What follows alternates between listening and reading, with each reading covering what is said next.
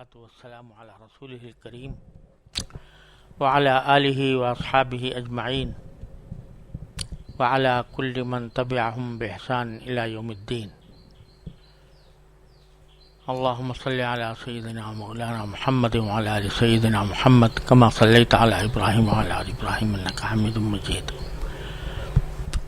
أعوذ بالله من الشيطان الرجيم. بسم الله الرحمن الرحيم. ولو ترى إذ وقفوا على النار فقالوا يا ليتنا نرد ولا نكذب بآيات ربنا ونكون من المؤمنين بل بدا لهم ما كانوا يخفون من قبل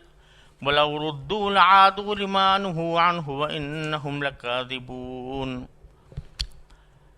وقالوا إن هي إلا حياتنا الدنيا وما نحن بمبعوثين. ولو ترى إذ وقفوا على ربهم قال أليس هذا بالحق قالوا بلى وربنا قال فذوقوا العذاب بما كنتم تكفرون. قد خسر الذين كذبوا بلقاء الله حتى إذا جاءتهم الساعة بغتة قالوا يا حسرتنا على ما فرطنا فيها وهم يحملون أوزارهم على ظهورهم ألا ساء ما يزرون. وما الحياة الدنيا إلا لعب ولهو وللدار الآخرة خير للذين يتقون أفلا تعقلون. یہ سورہ انعام کی آیت نمبر 27 سے آیت نمبر 32 تک میں نے آپ کے سامنے تلاوت کی ہے. اس سے پہلی آیتوں میں اللہ تبارک و تعالیٰ نے یہ فرمایا تھا کہ جو لوگ حق سے دور جا رہے ہیں اور دوسروں کو بھی دور رکھنے کی کوشش کر رہے ہیں وہ در حقیقت کسی اور کو نہیں خود اپنے آپ کو نقصان پہنچا رہے ہیں، اپنے آپ کو ہلاکت میں ڈال رہے ہیں. اس کی مزید تفصیل اللہ تبارک و تعالیٰ نے ان آیات میں بیان فرمائی ہے کہ وہ کس طرح اپنے آپ کو ہلاکت میں ڈال رہے ہیں. اس کی تفصیل یہ ہے، آیات کا ترجمہ میں کرتا ہوں. اور بڑا ہولناک نظارہ ہوگا اگر تم وہ وقت دیکھو جب ان کو دوزخ پر کھڑا کیا جائے گا اور یہ کہیں گے اے کاش ہمیں واپس دنیا میں بھیج دیا جائے تاکہ اس بار ہم اپنے پروردگار کی نشانیوں کو نہ جھٹلائیں اور ہمارا شمار مومنوں میں ہو جائے. حالانکہ ان کی یہ آرزو بھی سچی نہ ہوگی بلکہ دراصل وہ چیز ان کے سامنے کھل کر آ چکی ہوگی جسے وہ پہلے چھپایا کرتے تھے. ورنہ اگر ان کو واقعی واپس بھیج دیا جائے تو یہ دوبارہ وہی کچھ کریں گے جس سے انہیں روکا گیا ہے. اور یقین جانو یہ پکے جھوٹے ہیں. یہ تو یوں کہتے ہیں کہ جو کچھ ہے بس یہی دنیاوی زندگی ہے اور ہم مر کر دوبارہ زندہ نہیں کیے جائیں گے. اور اگر تم وہ وقت دیکھو جب یہ اپنے رب کے سامنے کھڑے کیے جائیں گے وہ کہے گا کیا یہ دوسری زندگی حق نہیں ہے؟ وہ کہیں گے بے شک ہمارے رب کی قسم. اللہ کہے گا تو پھر چکھو عذاب کا مزہ کیونکہ تم کفر کیا کرتے تھے. حقیقت یہ ہے کہ بڑے خسارے میں ہیں وہ لوگ جنہوں نے اللہ سے جا ملنے کو جھٹلایا ہے. یہاں تک کہ جب قیامت اچانک ان کے سامنے آ کھڑی ہوگی تو وہ کہیں گے ہائے افسوس کہ ہم نے اس قیامت کے بارے میں بڑی کوتاہی کی. اور وہ اس وقت اپنی پیٹھوں پر اپنے گناہوں کا بوجھ لادے ہوئے ہوں گے. خبردار رہو کہ بہت برا بوجھ ہے جو یہ لوگ اٹھا رہے ہیں. اور دنیاوی زندگی تو ایک کھیل تماشے کے سوا کچھ نہیں. اور یقین جانو کہ جو لوگ تقوی اختیار کرتے ہیں ان کے لیے آخرت والا گھر کہیں زیادہ بہتر ہے. تو کیا اتنی سی بات تمہاری عقل میں نہیں آتی؟ یہ ترجمہ ہے ان آیات کا جو میں نے آپ کے سامنے تلاوت کی ہیں. اور ان آیات میں جیسا میں نے عرض کیا کہ یہ بتایا گیا ہے کہ آج تو یہ بڑے سینے تان تان کر کفر کے بات کفر کے دعوے کر رہے ہیں، نبی کریم صلی اللہ علیہ وسلم کو اور قرآن کریم کو جھٹلا رہے ہیں، لیکن حقیقت میں یہ خود اپنے آپ کو ہلاک کر رہے ہیں، کیونکہ اس کا انجام وہ ہونا ہے جو ان آیات میں بیان فرمایا گیا کہ وَلَوْ تَرَىٰ إِذْ وُقِفُوا عَلَى النَّارِ، اور دو معنی اس کے ہو سکتے ہیں۔ یہ معنی بھی ہو سکتے ہیں کہ کاش آپ دیکھیں اس وقت کو جب کہ یہ ان کو جہنم پر کھڑا کیا جائے گا، اور یہ معنی بھی ہو سکتے ہیں کہ اگر آپ وہ منظر دیکھیں جب ان کو جہنم پر کھڑا کیا جائے گا تو وہ بڑا ہولناک منظر ہوگا، یعنی اس لو کا جواب محذوف ہے کہ وہ بڑا ہولناک منظر ہوگا جب ان کو جہنم پر کھڑا کیا جائے گا۔ جب جہنم کو اپنی آنکھوں سے دیکھیں گے اور اس کے عذاب کا مشاہدہ کریں گے، اس کی سختیاں دیکھیں گے، تو ساری ان کی شیخیاں بھری رہ جائیں گی، اور اس وقت میں یہ کہیں گے کہ فَقَالُوا یا لیتنا نُرَدُّ، کاش کہ ہمیں دوبارہ دنیا میں بھیج دیا جائے، بَلَا نُكَذِّبَ بِآيَاتِ رَبِّنَا، اور جب دنیا میں ہمیں بھیج دیا جائے گا تو پھر ہم اپنے پروردگار کی آیات کی تکذیب نہیں کریں گے، ان کو جھٹلائیں گے نہیں، وَنَكُونَ مِنَ الْمُؤْمِنِينَ، اور ہم مومنوں میں شامل ہو جائیں گے۔ یہ عربی کے لحاظ سے نردو کے بعد وَلَا نُكَذِّبَ آ رہا ہے، نردو پر بظاہر عطف معلوم ہوتا ہے، تو قاعدے کا تقاضا یہ تھا کہ وہ بھی مرفوع ہوتا لا نکذب، اور آگے نکون من المؤمنین، لیکن یہ عربی زبان کی بلاغت کا ایک قاعدہ ہے کہ بعض اوقات کوئی جملہ، کوئی لفظ محذوف کیا جاتا ہے اور اس محذوف پر عطف کیا جاتا ہے، تو یہاں بھی ایک لفظ محذوف ہے، یا لیتنا نرد فنصدق ولا نکذب بآیات ربنا، کہ کاش ہمیں دوبارہ لوٹایا جائے دنیا میں تو ہم تصدیق کریں رسول کریم صلی اللہ علیہ وسلم کی، اور اپنے پروردگار کی نشانیوں کو جھٹلائیں نہیں۔ تو اس کو باب صرف کہتے ہیں، جس کا مطلب یہ ہوتا ہے کہ یہاں اس سے پہلے کوئی لفظ ایسا معذوف ہے جو منصوب ہے۔ یا لیتنا میں تمنا کا اظہار ہے، کاش کہ ہمیں واپس لوٹا دیا جائے، اور تمنا کا ایک جواب ہوا کرتا ہے کہ ہم تمنا کیوں کر رہے ہیں کہ واپس لوٹانے کی، تو اس کو جواب تمنا کہا جاتا ہے، تو وہاں یہ وہ جواب تمنا معذوف ہے، یا لیتنا نرد ولا بنصدق، لا لیتنا نرد فنصدق، کہ کاش ہمیں دوبارہ لوٹا دیا جائے اور ہم اس وقت میں تصدیق کریں، یعنی لوٹانے کا نتیجہ یہ ہو کہ ہم تصدیق کریں، اسی پر عطف بلا نکذب کہ ہم پھر جھٹلائیں گے نہیں اور مسلمانوں میں، مومنین میں شامل ہو جائیں گے۔ اب باری تعالیٰ فرماتے ہیں بل بدا لہم ما کانوا یخفون من قبل، یہ جو باتیں کہہ رہے ہیں کہ ہم دوبارہ ہمیں لوٹا دیا جائے تو ہم اس وقت ایمان لائیں گے، اس وقت تصدیق کریں گے، ارے حقیقت تو یہ ہے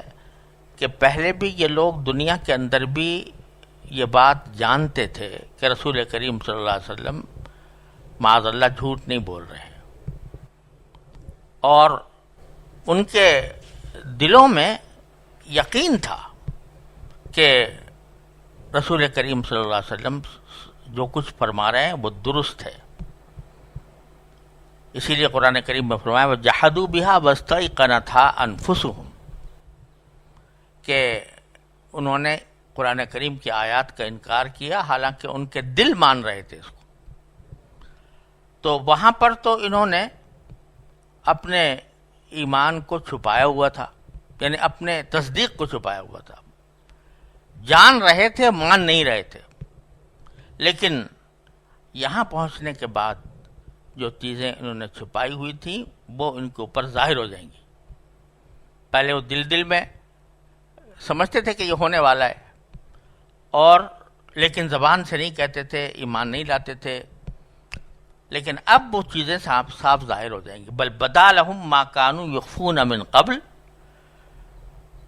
بلکہ جو چیز یہ چھپاتے تھے وہ ظاہر ہو جائے گی. دوسرے اس کے معنی یہ بھی ہو سکتے ہیں، اور بعض مفسرین نے اس کی یہ تفسیر کی ہے کہ یہ ابھی پیچھے گزرا ہے کہ جب شروع میں ہی اللہ تبارک و تعالیٰ کی بارگاہ میں پیش ہوں گے تو صاف جھوٹ بول جائیں گے اور یہ کہیں گے واللہ ربنا ما کننا مشرکین، ہم اپنے پروردگار کی قسم کھا کر کہتے ہیں کہ ہم تو مشرک نہیں تھے. تو یہ چھپانا چاہتے تھے اپنے شرک کو، لیکن قرآن کریم ہی سے یہ معلوم ہوتا ہے کہ جب وہ جھوٹ بولیں گے تو ان کے اعضاء اور جوارح گواہی دیں گے کہ یہ شرک کیا کرتے تھے. تو جس چیز کو یہ چھپا رہے تھے، یعنی اپنا کفر و شرک، جو کہہ رہے تھے ہم مشرک نہیں تھے، اب ان کے ہاتھ پاؤں کی گواہی سے وہ چیزیں ظاہر ہو چکی ہوں گی. اس واسطے مجبور ہو کر یہ کہہ رہے ہیں کہ کاش ہمیں واپس بھیج دیا جائے تو ہم تصدیق کریں اور مومنین میں شامل ہو جائیں. حالانکہ اللہ تعالیٰ فرماتے ہیں وَلَوْ رُدُّوا لَعَادُوا لِمَا نُهُوا عَنْهُ، اگر واقعی ان کو واپس بھیج بھی دیا جائے دنیا میں تو پھر یہ وہی کریں گے جس سے ان کو منع کیا گیا ہے، کیونکہ طبیعت میں ہے عناد. تو دنیا میں بھیجنے کے بعد یہ سب نظارے دیکھے، اور اس کے بعد نظارے دیکھنے کے بعد دنیا میں دوبارہ بھیجا گیا تو اس کے بعد بھی یہ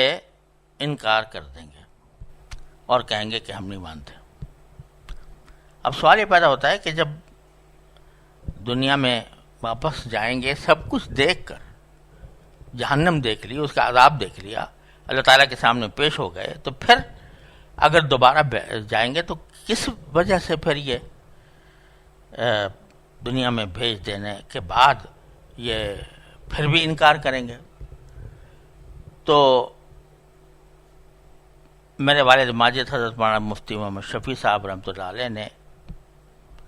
کہ یہ فرمایا جواب میں کہ یہاں پہلے یہ سوال پیدا کیا کہ یہاں ایک سوال یہ ہوتا ہے کہ جب قیامت میں دوبارہ زندہ ہونے کو اور پھر حساب کتاب جزا و سزا کو آنکھوں سے دیکھ چکیں گے تو یہ کیسے ممکن ہوگا کہ پھر یہاں آ کر اس کا انکار کریں؟ جواب یہ ہے کہ انکار کرنے کے لیے یہ لازم نہیں ہے کہ واقع میں ان کو ان واقعات اور حقائق کا یقین نہ رہے، بلکہ جس طرح آج بھی بہت سے کفار و مجرمین اسلامی حقائق کا پورا یقین رکھتے ہوئے محض عناد کی بنا پر ایک انکار اور تکذیب پر جمے ہوئے ہیں، اسی طرح یہ لوگ دنیا میں واپس آنے کے بعد بھی قیامت اور دوبارہ زندگی اور آخرت کے تمام حالات کا پورا یقین رکھیں گے، اس کے باوجود محض شرارت عناد سے پھر تکذیب پر اتر آئیں گے. تو جیسے یہود کے بارے میں اللہ تعالیٰ نے ارشاد فرمایا کہ وہ خاتم الانبیاء صلی اللہ علیہ وسلم کو اس طرح پہچانتے ہیں جیسے یہ لوگ اپنے بیٹوں کو پہچانا کرتے ہیں، مگر اس کے باوجود آپ کی مخالفت پر تلے ہوئے ہیں. خلاصہ یہ کہ خالق کائنات اپنے علم ازلی کی بنا پر جانتے ہیں کہ ان لوگوں کا یہ کہنا کہ دوبارہ دنیا میں بھیج دیے جائیں تو وہ مومن بن جائیں گے، یہ بالکل جھوٹ اور فریب ہے. اگر ان کے کہنے کے مطابق دوبارہ دنیا کو پیدا کر کے ان کو اس میں چھوڑ دیا جائے تب بھی وہی کریں گے جو پہلی زندگی میں کیا تھا. اور ایک روایت ہے جو معجم طبرانی میں آئی ہے،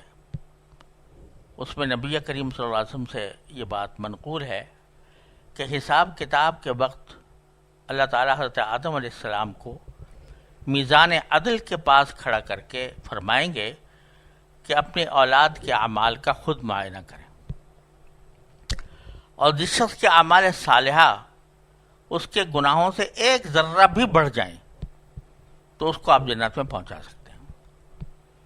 اور حق تعالیٰ کا ارشاد ہوگا کہ میں جہنم کے عذاب میں صرف اسی شخص کو داخل کروں گا جس کے بارے میں جانتا ہوں کہ اب وہ اگر دوبارہ دنیا میں بھیج دیا جائے تو پھر بھی وہی حرکتیں کرے گا جو پہلے کر کے گیا ہے۔ تو یہ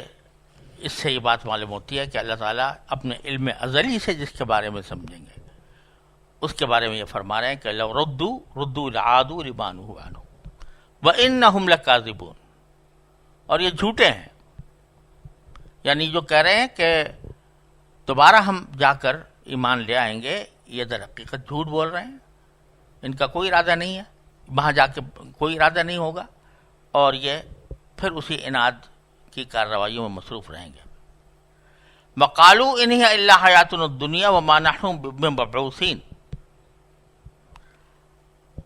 اب یہ اس کے یا تو ایک مستقل جملہ ہے یہ کہ ابھی تو ذکر تھا ان کافروں کے رسالت کے انکار کا، اب آگے آخرت کے انکار کا بھی ذکر ہے اور اس کا انجام کیا ہوگا وہ بھی بتایا گیا ہے۔ اور ایک تفسیر کی یہ بھی ہے کہ یہ بقالو یہ اسی ردوا لعادوا لما نہوا عنہ پر عطف ہے، یعنی وہاں جب دوبارہ ان کو دنیا میں بھیجا جائے گا تو پھر یہی کہیں گے، کیا کہیں گے کہ ان ہی الا حیاتنا الدنیا، اور کچھ نہیں ہے، یہ ہماری دنیاوی زندگی ہے، وما نحن بمبعوثین، اور ہمیں دوبارہ اٹھایا نہیں جائے گا۔ اس کا انجام کیا ہوگا؟ جو لوگ یہ کہہ رہے ہیں کہ ہاں یہ سب دنیاوی زندگی ہے اور اس کے بعد کوئی اور زندگی آنے والی نہیں ہے، تو اس کا بھی انجام یہ ہوگا کہ لو تری اذ وقفوا علی ربہم، اگر آپ کاش دیکھیں یا یہ کہ وہ منظر بڑا عجیب ہوگا جب کہ آپ ان کو دیکھیں گے کہ ان کو کھڑا کیا جائے گا اپنے پروردگار کے سامنے۔ پروردگار کے سامنے کیسے کھڑا کیا جائے گا؟ باری تعالیٰ تو نہ جسم ہے، نہ وہ کسی جہت میں محصور ہیں، لیکن باری تعالیٰ کے سامنے کھڑا ہونے کی جو کیفیت ہے وہ ہمارے عقل و ادراک سے ماورا ہے، لہذا اس بحث میں پڑھنے کی ضرورت نہیں ہے۔ یہ بات واضح ہے کہ لوگوں کو پروردگار کے سامنے پیش کیا جائے گا۔ اس وقت باری تعالیٰ فرمائیں گے الیس ھذا بالحق، کیا یہ آخرت کی زندگی کیا یہ حق نہیں ہے؟ قالوا بلی وربنا، اس وقت وہ کہیں گے کہ ہاں کیوں نہیں، ہمارے پروردگار کی قسم یہ تو ثابت ہو گیا، موجود ہے سامنے۔ قال فذوقوا العذاب بما کنتم تکفرون، تو باری تعالیٰ فرمائیں گے کہ اچھا پھر چکھو عذاب کا مزہ اپنے کفر کرنے کے بدلے میں۔ نتیجہ یہ ہے کہ قد خسر الذین کذبوا بلقاء اللہ، جن لوگوں نے اللہ تعالیٰ کے ساتھ جا ملنے کی کو جھٹلایا ہے وہ بڑے خسارے میں ہیں۔ حتیٰ اذا جاءتهم الساعة بغتة، آج تو بڑے مگن ہیں دنیاوی زندگی کے اندر اور بڑے اکڑ کر کہہ رہے ہیں کہ اس دنیا کے علاوہ کوئی اور زندگی نہیں ہے، یہاں تک کہ جب قیامت اچانک آ جائے گی، بغتتاً یعنی پہلے سے کوئی اندیشہ کے بغیر آ جائے گی، قالو تو اس وقت کہیں گے یا حسرتنا علی ما فرطنا فیہا، ہائے افسوس کہ ہم نے اس قیامت کے بارے میں بڑی کوتاہی سے کام لیا، کہ اس کو حق نہ سمجھا، اور اس کا نتیجہ یہ ہوگا کہ وَهُمْ يَحْمِلُونَ أَوْزَارَهُمْ عَلَى ظُهُورِهِمْ، اپنے گناہوں کا بوجھ وہ اپنی پشت پر اٹھائے ہوئے ہوں گے۔ أَلَا سَاءَ مَا يَزِرُونَ،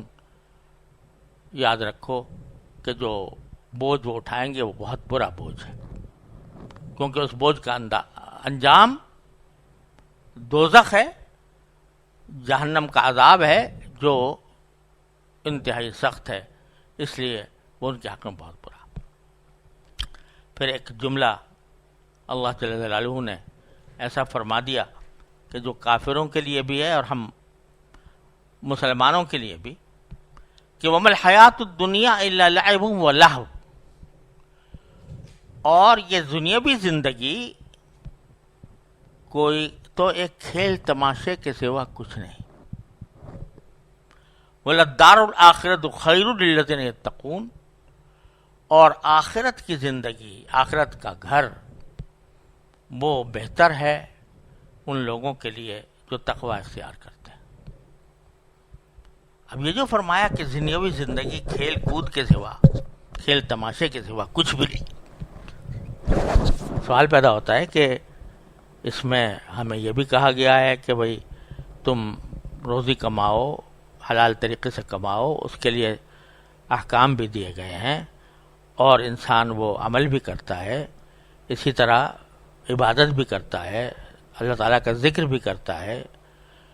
تو یہ کہہ دینا کہ دنیاوی زندگی ساری کھیل تماشا ہے، یہ کیسے درست ہوا؟ جواب اس کا یہ ہے کہ در حقیقت انسان اگر اپنی زندگی کے مختلف مدارج پر غور کرے تو آگے جا کر اگلے مرتبے پر پہنچ کر وہ اپنی پچھلی زندگی کے درجے کو کھیل تماشا ہی سمجھتا ہے. بچپن میں جب ایک بچہ ہوتا ہے تو وہ کھلونوں سے دلچسپی رکھتا ہے، ایسے کھیل کود سے دلچسپی رکھتا ہے کہ جو کھیل کود اس کے لیے تفریح کا سبب ہے، لذت کا سبب ہے. لیکن جب بڑا ہو جاتا ہے تو جب اس کا تصور کرتا ہے کہ میں نے کیا کیا تھا، کس چیز کو میں نے اپنی زندگی کا مقصد قرار دیا ہوا تھا، کھیل کود میں کیسا مجھے مزہ آ رہا تھا، تو اس کو کیا سمجھتا ہے؟ اس کو بہت ہی حقیر چیز سمجھتا ہے کہ یہ تو ایسے ہی فضول وقت ضائع کیا میں نے اس میں. ابھی کچھ دنوں پہلے میرا نواسا تھا، وہ کھیل رہا تھا، پتہ نہیں کچھ عجیب سا کھیل کھیل رہا تھا جو میں نے پوری طرح سمجھ میں نہیں آیا. تو میں نے پوچھا بھائی کیا کھیل رہے ہو؟ کہا کہ فلاں کھیل کھیل رہا ہوں. تو میں نے کہا تمہیں ایسا مزہ آتا ہے اس کھیل میں؟ تو اس نے جواب دیا کہ جب آپ چھوٹے تھے تو آپ کو بھی کھیلنے میں مزہ آتا تھا کہ نہیں آتا تھا؟ تو مجھے اس نے لاجواب کر دیا کہ یہ جب میں تھا چھوٹا بچہ تھا تو مجھے بھی اس کے اندر ایسا ہی لطف آتا تھا جیسے اس کو آ رہا ہے، لیکن آج میں اس لطف کو بے حقیقت سمجھتا ہوں. جب آدمی جوانی میں پہنچتا ہے تو جوانی کے اندر اس کو جو لطف ہے وہ ہے کہ ذرا خوبصورت نظر آئے، زیب و زینت ہو، لوگ اس کو دیکھ کر اس کی قوت، اس کی طاقت، اس کا یہ چیزیں، ان چیزوں کی طرف وہ مائل ہوتا ہے. تو مال دولت کمانا، یہ کرنا وہ کرنا. لیکن جب بڑھاپے میں پہنچتا ہے تو وہ جوانی کی بہت ساری باتیں اس کو بے حقیقت نظر آتی ہیں. آج ہم جن چیزوں کو جائیدادیں اور جائیدادوں پر جھگڑے کر رہے ہیں، جن کے اوپر مقدمے قائم کیے ہوئے ہیں، اب جب ہم آخرت میں پہنچیں گے تو یہ اسی طرح جائیدادیں اور مکانات اور یہ سب جو ہے کھیل تماشا ہی لگے گا. جیسے کہ بچہ جو ہے اگر کوئی کھیل کھیل رہا ہو اور اس کے اندر اس کو مثلا بچہ جو ہے وہ پتھروں سے کھیل رہا ہے اور ایک بچے نے پتھر زیادہ جیت لیے دوسرے کے مقابلے میں، تو وہ جیتنے والا بڑی خوشی مناتا ہے اور ہارنے والا بہت افسوس کرتا ہے. لیکن آج ہم سوچتے ہیں کہ یہ کس بات کو، ہار جیت کو، کس کو اپنی زندگی کا مقصد بنایا ہوا تھا. وہاں جا کر بھی ہم جائیدادوں کے اوپر جو لڑ رہے ہیں، جائیدادوں کے اوپر جو جھگڑ رہے ہیں، اس کے اوپر جو ایک دوسرے کے ساتھ تنافس کر رہے ہیں، تو اس سب کو وہاں جا کر پتہ چلے گا کہ لعب و لہو، یہ سب کھیل تماشا ہی تھا. البتہ ایک چیز ہے جو لعب و لہو سے مستثنا ہے، وہ اللہ کا ذکر. جیسا کہ حدیث میں فرمایا گیا کہ ہر چیز جو ہے وہ آخرت میں جا کر وہ خسرت کا سبب ہوگی سوائے اللہ کے ذکر کے. اس اللہ کے ذکر میں، اس لیے کہ وہ اللہ کا ذکر آخرت کا سامان ہے، اس آخرت کا سامان ہے جو ابدی زندگی ہے. لہذا وہ ذکر چاہے وہ تسبیحات کی شکل میں ہو، چاہے نماز کی شکل میں ہو، چاہے کسی عبادت کی شکل میں ہو، چاہے اچھے اخلاق کی شکل میں ہو، چاہے حلال معاملات کی شکل میں ہو جو اللہ تعالیٰ کے رضا کے لیے کیے جا رہے ہوں، تو وہ سارے کے سارے ذکر میں داخل ہیں. بزرگوں نے فرمایا کل مطیع اللہ فہو ذاکر، جو اللہ کی اطاعت کر رہا ہو کسی بھی طرح وہ ذاکر میں شمار ہے، ذکر کرنے والے میں شمار ہے. وہ بے شک وہاں جا کر اس پر کوئی حسرت نہیں ہوگی، نہ اس کے اوپر کوئی وہی سمجھے گا کہ یہ کھیل تماشا تھا.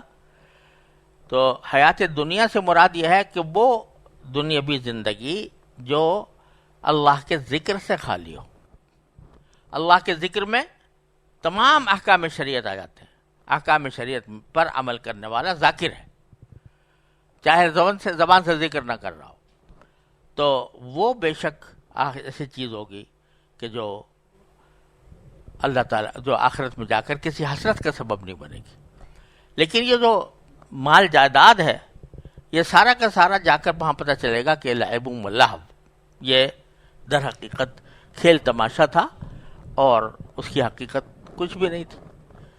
وَلَلدَّارُ الْآخِرَةُ خَيْرٌ لِّلَّذِينَ يَتَّقُونَ، اور آخرت والا گھر یہ کہیں بہتر ہے ان لوگوں کے لیے جو تقوی اختیار کریں.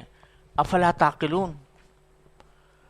تو کیا اتنی سی بات تمہاری عقل میں نہیں آتی؟ یہ اللہ تبارک و تعالیٰ نے ہم لوگوں کو خبردار کیا